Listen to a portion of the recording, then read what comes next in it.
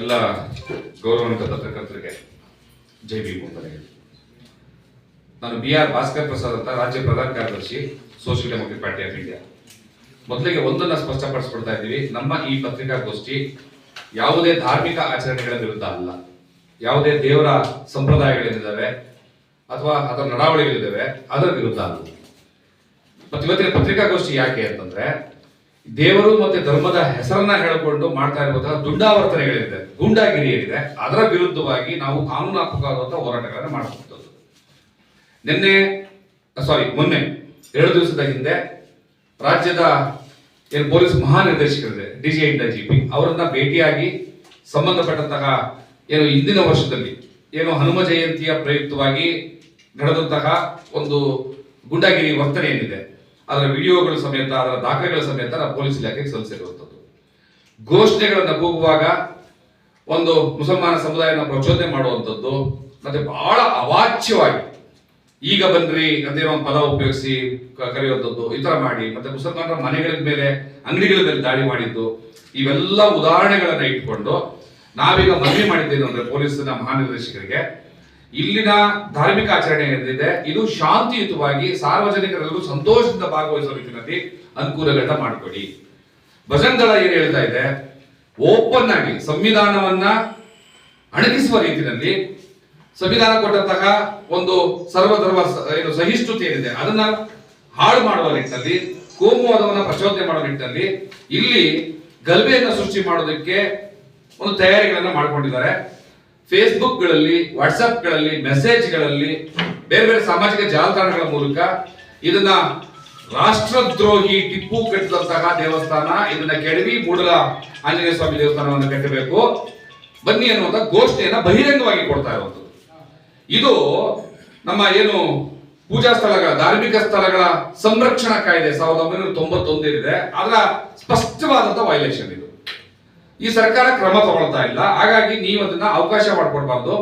ಇವರ ಒಂದು ಏನು ಹನುಮ ಯಾತ್ರೆ ಮಾಡ್ಬೇಕು ಅಂತ ಹೊಡೆದರೆ ಮಾಲಧಾರಣೆ, ಅದನ್ನ ಶ್ರದ್ಧೆಯಿಂದ ಭಕ್ತಿಯಿಂದ ಮಾಡೋದಾದ್ರೆ ಮನೆಗಳಲ್ಲಿ ಅವೇನು ಕುಟುಂಬಿಕವಾಗಿ ಆಚರಣೆ ಮಾಡ್ತಾರೆ, ಖಂಡಿತವಾದ ನಮ್ಗೆ ತೊಂದರೆ ಇಲ್ಲ. ಆದ್ರೆ ಬಹಿರಂಗವಾಗಿ ರಸ್ತೆಗೆ ಬಂದು ಈ ರೀತಿ ಘೋಷಣೆಗಳನ್ನ ಕೊಟ್ಟು ಮಾಡೋದ್ರಲ್ಲಿ ಇದು ಕಾನೂನಿಗೆ ಅಪಚಾರ ಮತ್ತು ದೇಶದ ಸಂವಿಧಾನಕ್ಕೆ ಅಪಚಾರ. ಇದಕ್ಕೆ ಅನುಮತಿ ಕೊಡಕೂಡದು. ಮತ್ತೆ ಯಾರು ಹೀಗೆಲ್ಲ ಈಗಾಗಲೇ ಘೋಷಣೆಗಳನ್ನ ಮಾಡಿದರೆ ಅವ್ರನ್ನ ಪತ್ತೆ ಹಚ್ಚಿ ಅವ್ರನ್ನ ಅರೆಸ್ಟ್ ಮಾಡಿ ಅವ್ರ ಮೇಲೆ ಕ್ರಮ ತಗೋಬೇಕು, ಅವ್ರ ಮೇಲೆ ಸೆಕ್ಷನ್ಗಳನ್ನ ದಾಖಲು ಮಾಡಬೇಕು ಅಂತದ್ದು.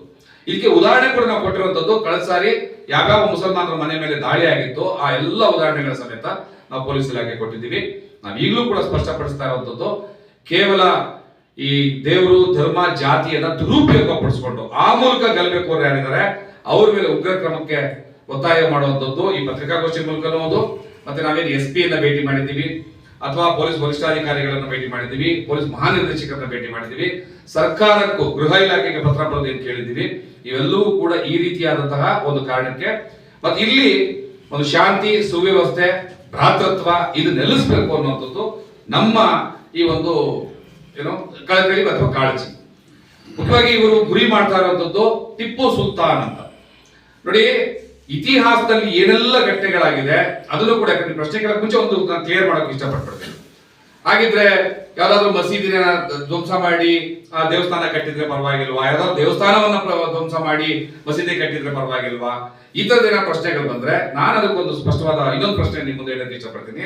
ಅಶೋಕನ ಕಾಲದಲ್ಲಿ ಈ ದೇಶದಲ್ಲಿ 84,000 ಬೌದ್ಧ ಮಂದಿರಗಳು ಇತ್ತು ಅಂತ ದಾಖಲೆಗಳಲ್ಲಿದೆ. ಇದು ನಾವು ಏನು ಹುಟ್ಟಾಕಬೇಕಾಗಿಲ್ಲ, ಎಲ್ಲ ದಾಖಲೆಗಳಿರುವಂತದ್ದು. ಹಾಗಿದ್ರೆ ಆ ರೀತಿಯಾದಂತಹ ನಾವು ಇವಾಗ ಗೌರವಿಸಬೇಕಾಗಿರುವಂತದ್ದು ಏನಂದ್ರೆ 1991ರ ಯಥಾಸ್ಥಿತಿಯನ್ನು ಕಾಯ್ಕೊಂಡು ಹೋಗೋದು, ಧಾರ್ಮಿಕ ಕ್ಷೇತ್ರಗಳನ್ನ ಯಥಾಸ್ಥಿತಿ ಕಾಯ್ಬೇಕು ಅಂತ. ಇಲ್ಲ ಅದನ್ನ ಮೀರಬೇಕು ನಾವು, ಆ ಕಾರಣದಿಂದ ಈ ದೇಶದಲ್ಲಿ ರಕ್ತಪಾತ ಆಗ್ಬೇಕು, ಕೋಮುಗಲಭೆ ಆಗ್ಬೇಕು, ಗಲಾಟೆಗಳಾಗಬೇಕು, ಸರ್ಕಾರದ ಆಡಳಿತ ಯಂತ್ರವನ್ನ ಏನು ನಾವು ಪೇಚಿಗೆ ಸಿಗಿಸ್ಬೇಕು ಅನ್ನೋದಾದ್ರೆ, ಈಗ ನಾವು 84,000 ಬೌದ್ಧ ಮಂದಿರಗಳಿತ್ತು ಅದನ್ನ ಕೊಡಿ ಅಂತ ಬೌದ್ಧರು ನಿಂತ್ಕೊಂಡ್ರೆ ನಾವು ಅದಕ್ಕೂ ಅವಕಾಶ ಕೊಡ್ತಾ ಹೋಗ್ಬೇಕಾ? ನೀವು ದಾಖಲೆಗಳಲ್ಲಿ ಮತ್ತೆ ಏನು ಈಗಾಗಲೇ ಆಗ್ತಿರುವಂತಹ ಉತ್ಖನನಗಳ ದಾಖಲೆಗಳನ್ನ ನಾವು ಪರಿಶೀಲನೆ ಮಾಡಿದ್ರೆ, ಸಂಶೋಧನೆಗಳನ್ನ ನಾವು ಪರಿಶೀಲನೆ ಮಾಡಿದ್ರೆ ನಮ್ಗೆಲ್ಲರೂ ಕಂಡು ಬರ್ತದೆ. ನಮಗೆ ಏನೋ ಧರ್ಮಸ್ಥಳದ ಮಂಜುನಾಥ ಸ್ವಾಮಿ ಇರಲಿ, ತಿರುಪತಿ ದೇವಸ್ಥಾನ ಇರಲಿ, ರಂಗನಾಥ ಸ್ವಾಮಿ ದೇವಸ್ಥಾನ ಇರಲಿ, ಅಥವಾ ಪಂಡರಾಪುರ ಇರಲಿ, ಅಯ್ಯಪ್ಪ ಸ್ವಾಮಿ ದೇವಸ್ಥಾನ, ಇವೆಲ್ಲವೂ ಕೂಡ ಬೌದ್ಧ ಮಂದಿರಗಳಾಗಿತ್ತು ಅನ್ನುವಂಥ ದಾಖಲೆಗಳು ನಮಗೆ ಸಿಗ್ತದೆ. ಈಗ ಮತ್ತೆ ನಾವು ಅದನ್ನ ಕೆಣಕಬೇಕಾ? ಆ ರೀತಿಯಾದ ಮೂಲಕ ಈ ದೇಶದಲ್ಲಿ ಅಶಾಂತಿಯನ್ನು ಮೂಡಿಸ್ಬೇಕಾ? ಇದು ಆಗಬಾರದು ಅನ್ನೋಂಥದ್ದು ನಮ್ಮ ಉದ್ದೇಶ. ಇದು ಆಗಕ್ಕೂ ಕೂಡ ಅವಕಾಶ ಕೊಡಬಾರದು. ಇತಿಹಾಸ ಪುರಾಣ ಕಾಲದಲ್ಲಿ ಇತಿಹಾಸದಲ್ಲಿ ಏನಾಗಿದೆ ಅದನ್ನ ಇಟ್ಕೊಂಡು ಈಗ ನಾವು ಬದುಕ್ತಾ ಇದ್ದೀವಲ್ವಾ, ನಮ್ಮ ಮಧ್ಯೆ ಜಗಳಗಳಾಗಬಾರ್ದು ಅನ್ನುವಂಥದ್ದು ಕಾಳಜಿ ಇದೆ. ಇದನ್ನ ಸರ್ಕಾರವು ಅರ್ಥ ಮಾಡ್ಕೋಬೇಕು, ಪೊಲೀಸ್ ಇಲಾಖೆ ಅರ್ಥ ಮಾಡ್ಕೋಬೇಕು. ಈ ರೀತಿಯಾದ ಗುಂಡಾವರ್ತನೆಗೆ ಅವಕಾಶ ಮಾಡಬಾರ್ದು ಅನ್ನುವಂತ ಒತ್ತಾಯವನ್ನ ನಾವು ಸರ್ಕಾರಕ್ಕೆ ಮಾಡ್ತಾ, ತಮ್ಮ ಮೂಲಕ ತಮ್ಮ ಏನು ವರದಿಗಳಿದ್ದಾವೆ, ತಮ್ಮ ಏನಿದೆ ಇದ್ರ ಮೂಲಕ ಈ ಇಡೀ ಜಿಲ್ಲೆಯಲ್ಲಿ ಶಾಂತಿ ನೆಲೆಸಲಿ ಅನ್ನುವಂತಹ ಕಳಕಳಿಯಿಂದ ಈ ಒಂದು ಪತ್ರಿಕಾಗೋಷ್ಠಿಯನ್ನು ನಡೆಸ್ತಾ ಇದ್ದೀವಿ. ಧನ್ಯವಾದ. ಸರಿ, ಈಗ ಹನುಮಾನ ಸಂಕೀರ್ತನೆ ಅದನ್ನ ಮನೆಯಲ್ಲ ಮಾಡ್ಕೊಳ್ಳಿ ಅಂತೀರಿ, ಉರುಸ್ನ ಮನೆಯಲ್ಲೇ ಮಾಡ್ಕೊಳ್ಳಿ, ಅದಕ್ಕೆ ಯಾಕೆ ಮೆರವಣಿಗೆ ಬರ್ತೀರಿ? ಈಗ ಮೆರವಣಿಗೆಗಳು ಗಣೇಶನ ವಿಸರ್ಜನೆ ಮಾಡುವಾಗ, ಭುವನೇಶ್ವರಿ ಮೆರವಣಿಗೆ ಮಾಡುವಾಗ, ಉರುಸು ಮಾಡುವಾಗ, ನಮ್ಮೂರಲ್ಲಿ ಬೆಂಗಳೂರಲ್ಲಿ ಒಂದು ಅಣ್ಣಮ್ಮ ತವ್ರ ಮನೆ ಅದು, ಅದನ್ನ ಮಾಡುವಾಗ ಸಾವಿರ ಮೆರವಣಿಗೆಗಳಾಗ್ತವೆ. ಯಾವುದಕ್ಕೂ ಅಡ್ಡಿಪಡಿಸ್ತಾ ಇಲ್ಲ, ನಾವು ಮಾಡ್ಕೊಡುದು ಅಂತ ಹೇಳ್ತಾ ಇಲ್ಲ. ಮತ್ತೆ ನಾನು ಪ್ರಾರಂಭದಲ್ಲೇ ಸ್ಪಷ್ಟಪಡಿಸಿದೆ, ಹನುಮ ಜಯಂತಿ ಪ್ರಯುಕ್ತ ನಡೆಯುವಂತಹ ಯಾವುದೇ ಧಾರ್ಮಿಕ ಆಚರಣೆಗಳಿಗೆ ನಮಗೆ ವಿರೋಧ ಇಲ್ಲ, ಮಾಡ್ಕೊಡ್ಬೇಕು ಕೂಡ. ಗಲಭೆ ಆ ಮೂಲಕ ಸಾರಿ ನೀವು ಹೇಳೋದು ನಾನು ಹೇಳ್ತೀನಿ. ಕಳೆದ ಸಾರಿ ಏನಂತ ಘೋಷಣೆಯನ್ನ ನಿಮ್ಮ ಮುಂದೆ ಹೇಳ್ತೀನಿ. ಕಳೆದ ಸಾರಿಗೆ ಬರ್ತೀನಿ. ಕಳೆದ ಸಾರಿ ಈ ಪ್ರಶ್ನೆ ಕೇಳಿದ್ಮೇಲೆ ನನಗೆ ಪೂರ್ತಿ ಉತ್ತರ ಕೊಡಕ್ಕೆ ಅವಕಾಶ ಕೊಡಲ್ಲ. ಒಂದ್ ನಿಮಿಷ ಸರ್, ಇದು ಡಿಬೇಟ್ ಅಲ್ಲ, ಇದು ಟಿವಿ ಡಿಬೇಟ್ ಅಲ್ಲ. ಈ ಪ್ರಶ್ನೆ ಕೇಳಿದ್ಮೇಲೆ ಉತ್ತರ ಕೊಡೋದಕ್ಕೆ ನನಗೆ ಅವಕಾಶ ಇದೆ. ಆಮೇಲೆ ಮತ್ತೆ ನೀವು ಕೇಳಿ, ನಾನು ಹೇಳ್ತೀನಿ. ಡಿಬೇಟ್ ಮಾಡೋದು ಬೇಡ. ಕಳೆದ ಸಾರಿ ಆಗಿರುವಂತದ್ದು ಮನೆ ದಾಳಿ ಮಾಡುವಾಗ ಮತ್ತೆ ಘೋಷಣೆ ಕೂಗುವಾಗ ಉಪಯೋಗಿಸಿದಂತಹ ಪದಗಳನ್ನ ನೀವು ಹೇಳೋದು ನಾನು ಹೇಳ್ತೀನಿ. ನನಗೆ ಹೇಳಕ್ ಇಷ್ಟ ಇಲ್ಲ, ಬಟ್ ನೀವು ಹೇಳೋದು ನಾನು ಹೇಳ್ತೀನಿ. ಹೇಳ ಕಳೆದ ಸಾರಿದ್ದೆ ನಾನು ಹೇಳ್ತೀನಿ. ಇಲ್ಲ ಸರ್, ನಾನು ಹೇಳ ಬೇಡ ಅಂತ ಕೇಳ್ತೀನಿ.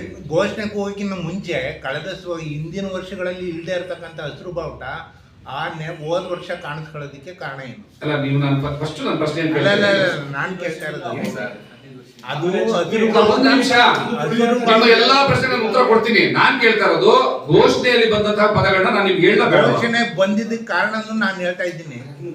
ನೀವು ಪತ್ರಿಕಾಗೋಷ್ಠಿ ದಯವಿಟ್ಟು ಮಾತಾಡಿ ಪ್ಲೀಸ್. ನನ್ನ ರಿಕ್ವೆಸ್ಟ್ ಏನು ಗೊತ್ತಾ? ಆಯ್ತು ಹೇಳಿ. ನಿಮ್ಮ ಪ್ರಶ್ನೆಗೆ ನಾನು ಉತ್ತರ ಕೊಡ್ತಾ ಇದ್ದೀನಿ, ಉತ್ತರ ತಗೊಳ್ಳಿ. ನೀವು ಬೇಗ ಬೇಡ ಅಂತ ಕೇಳ್ತಾ ಇದ್ದೀನಿ. ಹೇಳ ಆ ಪದಗಳು ಹೇಳ ಬೇಡ ಅಲ್ವಾ? ಬೇಡ, ಯಾಕಂದ್ರೆ ನಾನು ಹೇಳೋಕ್ಕೂ ನೀವು ಕೇಳೋಕ್ಕೂ ಕೂಡ ಅಸಹ್ಯ ಅನ್ಸುವಂಥದ್ದು. ಆಯ್ತು, ನೀವು ಕೇಳ್ತಾ ಇದ್ದೀರಾ ಹಸಿರು ಬಾವುಟ ಬಂತು ಅಂತ. ಕತ್ತಿ ಗನ್ನು ಬಾಂಬ್ ಬಂದಿತ್ತ? ಇಲ್ಲ. ಬಾವುಟ ಭಾವೈಕ್ಯ ಈಗ ಸಿದ್ಧರ ಬೆಟ್ಟಗಳು ಅಂತ ಇದಾವೆ ಎಲ್ಲ ಕಡೆ, ಇಡೀ ಕರ್ನಾಟಕದ ಪೂರ್ತಿ ಇದೆ, ದೇಶದಲ್ಲಿದೆ.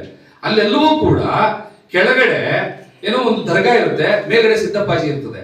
ಅಲ್ಲೆಲ್ಲವೂ ಕೂಡ ಭಾವೈಕ್ಯತೆ ಸಂಕೇತ. ಅದು ಹಸಿರು ಬಾವುಟ ಬಂದ ಕೂಡಲೇ ಗನ್ನು ಬಾಂಬು ಬರೋದಿಲ್ಲ. ಅದು ಹಸಿರು ಬಾವುಟ ಬಂದ ಕೂಡಲೇ ನೀವು ಯಾರನ್ನೋ ತಾಯಿಯನ್ನ ಅವಮಾನ ಮಾಡಿಸುವಂತ ಘೋಷಣೆಗಳನ್ನ ಕೂಗ್ಬೇಕಾಗಿಲ್ಲ. ನಾವಿಲ್ಲಿ ಹೇಳ್ತಾ ಇರೋದು ಅಂದ್ರೆ ನೀವು ಹಸಿರು ಬಾವುಟ ಬಂದ ಕೂಡಲೇ ಅವ್ರು ಕೂಗ್ದಂತ ಘೋಷಣೆಗಳನ್ನ ಸಮರ್ಥನೆ ಮಾಡ್ತೀರ ತಾವು. ಸರ್, ನಾವು ಕೇಳದೆ ಅರ್ಥ ಮಾಡ್ಕೊಳ್ಳಿ. ಎಲ್ಲಾರ್ಗು ನಿಮ್ಮಷ್ಟು ವಿಶಾಲವಾದಂತ ಚಿಂತನೆಗಳು ಇರಲ್ಲ. ಇರ್ಬೇಕು ಸರ್. ಸರ್, ಅದು ಪ್ರಜಾಪ್ರಭುತ್ವ ಅಂದ್ರೆ ಅದೇನೇ. ಮತ್ತೆ ನಾನು ಹೇಳದ್ನಲ್ಲ, ನಮ್ ಕೈಯಲ್ಲಿರೋ 5 ಬೆರಳೆ ಸಮ ಇಲ್ಲ ಅಂದಾಗ ಕಾನೂನು ವಿಚಾರದಲ್ಲಿ ಹಂಗ್ ಮಾತಾಡಕ್ ಬರಲ್ಲ ಸರ್. ಕಾನೂನು ವಿಚಾರದಲ್ಲಿ ಎಲ್ಲರೂ ಸಮಾನರು, ಎಲ್ಲರೂ ಸಮಾನವಾಗೇ ಇರ್ಬೇಕು, ಎಲ್ಲರೂ ಸಮಾನವಾಗಿ ಚಿಂತನೆ ಮಾಡಬೇಕು. ನೀವು ಆತರ ಹೇಳ್ಬೋದು. ನಾನು ಹೇಳ್ತಾ ಇರೋದು ಸಂವಿಧಾನ ಹೇಳೋದು. ಸಂವಿಧಾನನೇ ಹೇಳ್ಬೋದು. ವಾಸ್ತವಕ್ಕೆ ಬಂದು ನಾವು ಯೋಚನೆ ಮಾಡಿದಾಗ ಸಂವಿಧಾನವನ್ನ ಮೀರುವಂತ ವಾಸ್ತವ ಬೇಕಾಗಿಲ್ಲ.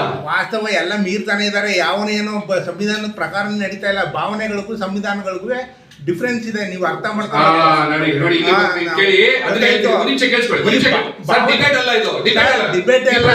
ಉತ್ತರ ಕೊಡ್ತೀನಿ. ನೀವು ಆರ್ಗ್ಯುಮೆಂಟ್ ಮಾಡ್ತಾ ಇದ್ದೀವಿ. ನೀವು ನಿಮ್ಮದನ್ನ ಸಂವಿಧಾನದ ಪ್ರಕಾರನೇ ಇರ್ಬೇಕು ಅಂತ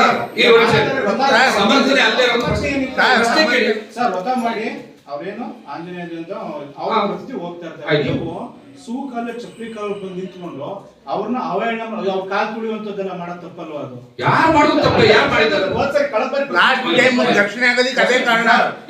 ಈಗ ನೀವು ಡಿಜೆಡಿ ಕೆಜೆಡಿ ಪ್ರಕರಣ ಸಂಬಂಧಪಟ್ಟ ವಿಷಯನ ಮಾತಾಡ್ತಾರಲ್ಲ, ಎಷ್ಟೊತ್ತಿ ಅದನ್ನ ಖಂಡಿಸಿದ್ರಿ ನೀವು? ಈಗ ಪತ್ರಿಕಾಗೋಷ್ಠಿ ಡಿಜೆಡಿ ಬಗ್ಗೆ ಮಾಡ್ಬೇಕಾ ಅಥವಾ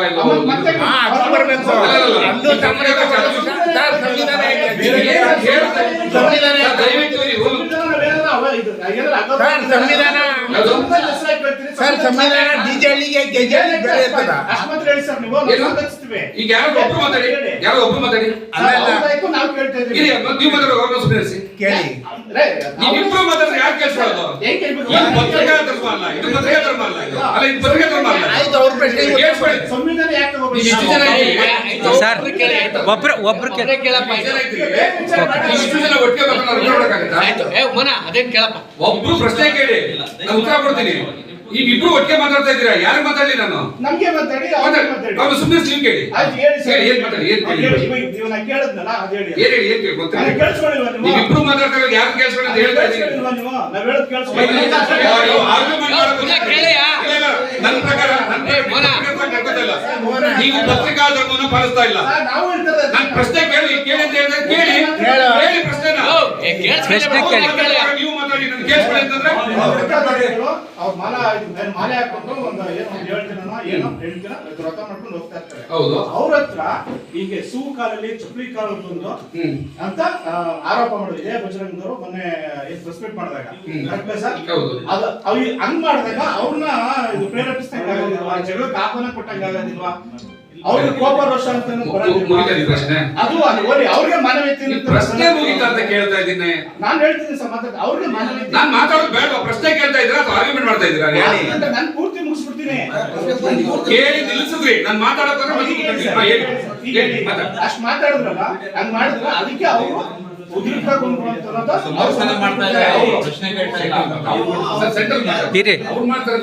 ಅವ್ರು ಸಮರ್ಥನೆ ಕೊಡ್ತಾರೆ. ಈಗ ಆ ಸಮರ್ಥನೆ ಈಗ ನೀವ್ ಹೇಳಿ. ಅಲ್ಲಿ ಅಷ್ಟನ ಆದ್ಮೇಲೆ ಇದೆಲ್ಲ ಪತ್ರಕರ್ತರು ಕುಂತ್ಕೊಳ್ಳಕ್ ಜಾಗ ಇರೋದು. ದಯಮಾಡಿ ನೀವು ಆಚೆ ಹೋಗಿ. ವಿಡಿಯೋ ಪತ್ರ ವಿಡಿಯೋ ನೀವು ಪಾಠ್ಯ